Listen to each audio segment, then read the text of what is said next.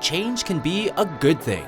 Welcome to WatchMojo.com, and today we're counting down our picks for the top 10 bands that became more successful with a new singer.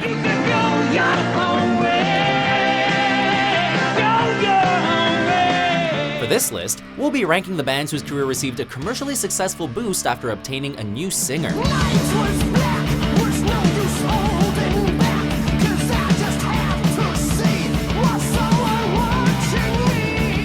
We'll be omitting instances where bands were equally successful with separate singers or different bands. This means situations such as Van Halen replacing David Lee Roth with Sammy Hagar,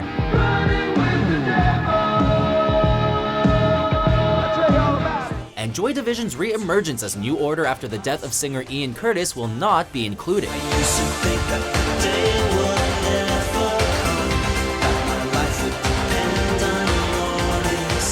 We're also not commenting as to whether one singer was better than another on a creative standpoint, but rather how the band's public profile increased as a result of a change in their lineup.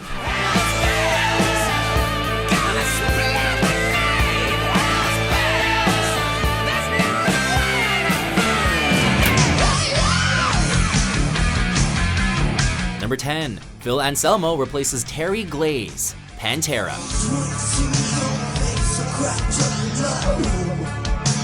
Fans new to the history of this rough and ready metal act may be surprised to discover that Pantera actually started their career as a more traditional-minded, glam-flavored metal machine.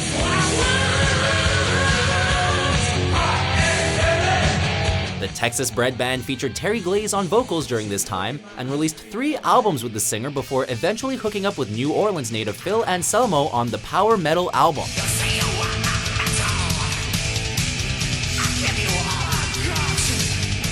It wasn't long after bringing on Anselmo that Pantera would sign a deal with Atco Records, resulting in their breakthrough major label debut, Cowboys from Hell. The rest, as they say, is history, with Pantera eventually going on to become one of heavy metal's most popular and influential bands.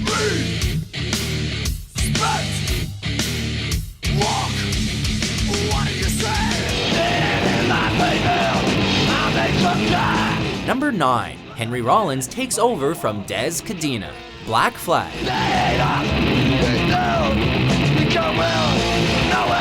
Hardcore punk icons Black Flag have been through a number of lead vocalists over the years, including Ron Chavo Reyes and former Circle Jerk singer Keith Morris. But it was with the magnetic and furious frontman Henry Rollins, however, where the band arguably entered their most progressive and successful creative period. We've got nothing better to do.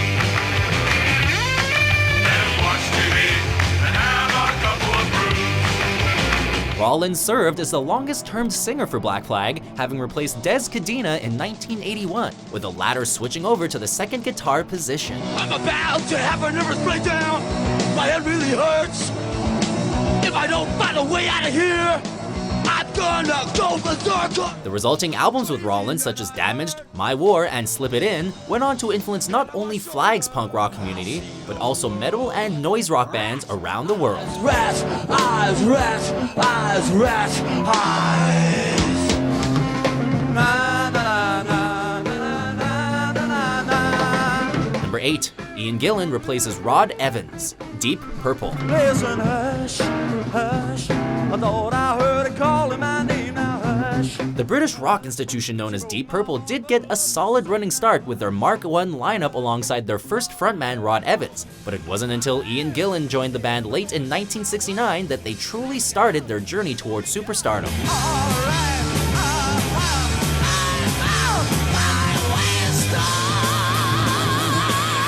This was largely in part to Gillan's capable ability to howl with reckless abandon on such future Purple classics as Highway Star and Space Truckin', both of which served as the earliest examples of hard rock progressing towards heavy metal.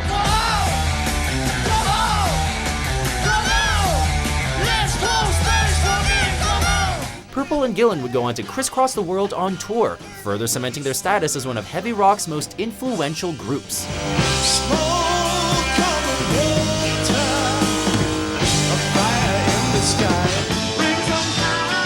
Number 7. Steve Perry takes over from Gregg Rolie, Journey. You're sitting here and you say you're waiting for the show.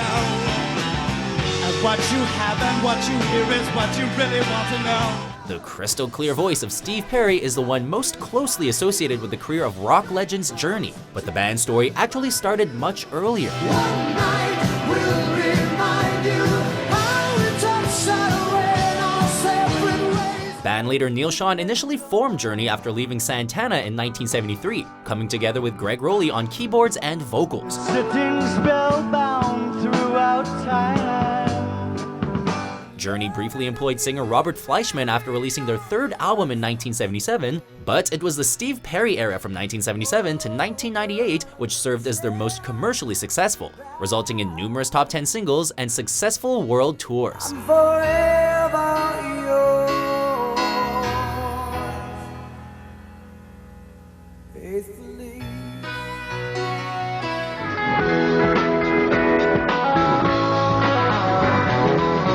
Number 6. Lindsey Buckingham and Stevie Nicks replaced Bob Welch, Fleetwood Mac. Faces that I see don't seem to shine. It's quite difficult to make sense of the twisted mass of tangled threads which is Fleetwood Mac lineup changes.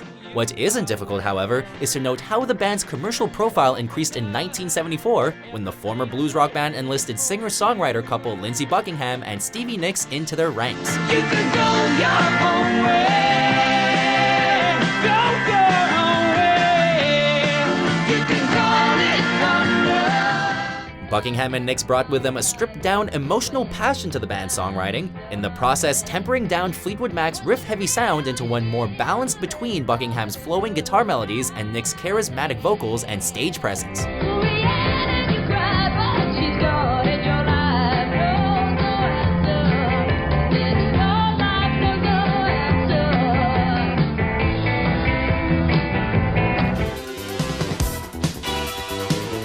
Number 5. Simon Le Bon replaces Stephen Duffy, Duran Duran.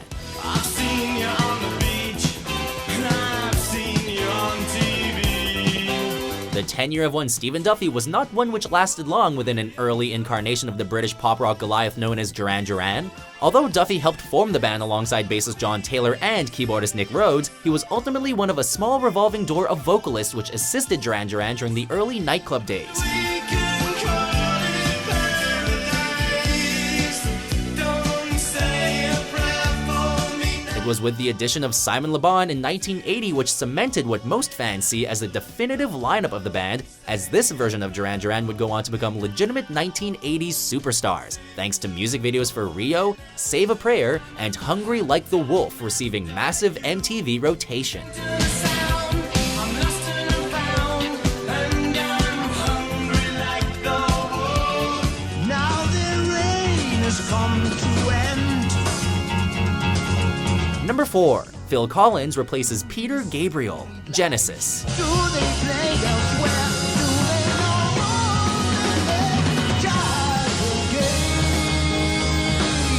only Genesis were responsible for spearheading the progressive rock movement in the 1970s, thanks much in part to the magnetic stage presence of their theatrical frontman Peter Gabriel. Early Genesis shows were marked by Gabriel's penchant for stage makeup and showmanship, while the band's complex songwriting exemplified prog rock's reputation for musical intricacy.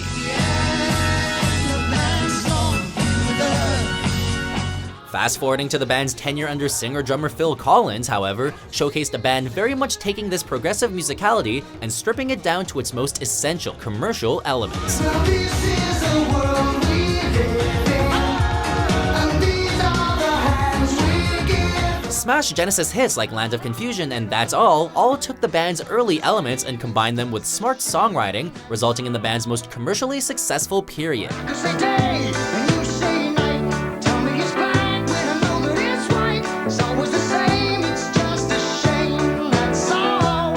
It's a long way to the top. Number 3. Brian Johnson replaces Bon Scott, AC/DC. It's a long way to the top if you wanna rock and roll. Most AC/DC fans will likely agree that the band's iconic frontman Bon Scott was irreplaceable. That is, until they heard Brian Johnson. It was Johnson's debut with AC/DC in 1980, which assisted in softening the blow struck by Scott's alcohol-related death earlier that year, a magnificent riff rock collection known as Back in Black.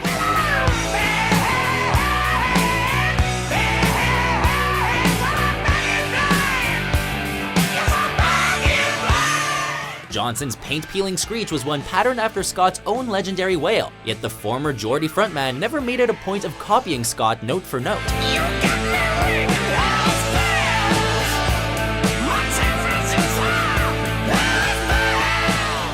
Rather, the band and Johnson paved their own way together, writing, recording, and touring together for the next 30-plus years.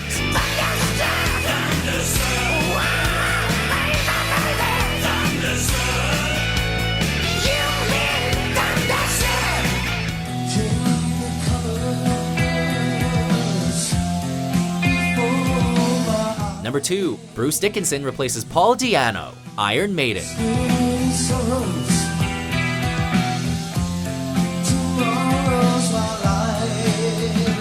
Many members have passed through the hallowed halls of Metal Masters Iron Maiden over the years, but it's the coveted lead vocal position which has served as the most hotly debated among fans. Iron Maiden were die-hard fan favorites in their native England after toiling through the underground with their punk-fueled frontman Paul Di'Anno.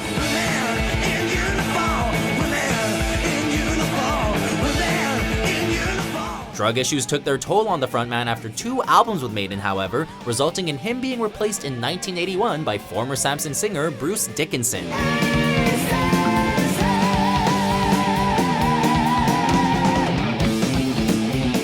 The resulting albums with Dickinson would cement Iron Maiden as a worldwide metal powerhouse, increasing the band's commercial profile around the world.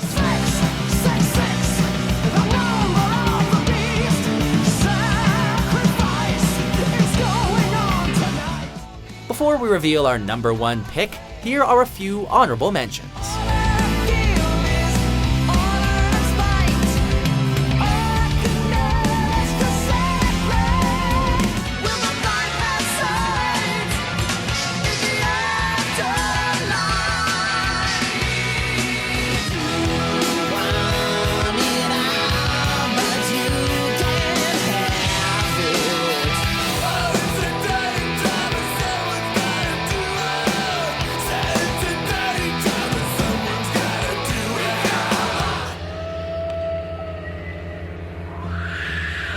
Number 1, David Gilmour replaces Syd Barrett, Pink Floyd. Lying on an eiderdown.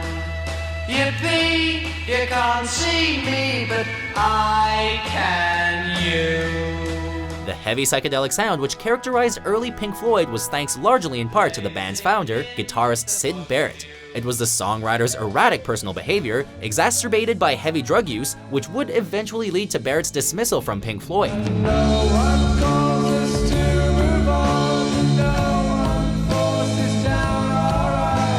Vocalist and guitarist David Gilmour had already been introduced into the band at this point to support and supplement Barrett, but it was this shift in creative control with Syd's exit which led to some of Floyd's most commercially successful records. Balanced on the biggest wave, the race towards an early grave. Gilmour's smooth vocals and expressive emotional guitar playing would go on to define the new Pink Floyd sound, bringing in fans from around the world throughout the 70s, 80s, and 90s. Money, it's a hit. Don't get me back to good bullshit. Do you agree with our list? Which band's lineup change do you feel deserves some recognition? Are you talking to me? Are you talking to me? Walk on home, boy. For more enlightening top 10s published every day, please subscribe to WatchMojo.com. I need her. I want her.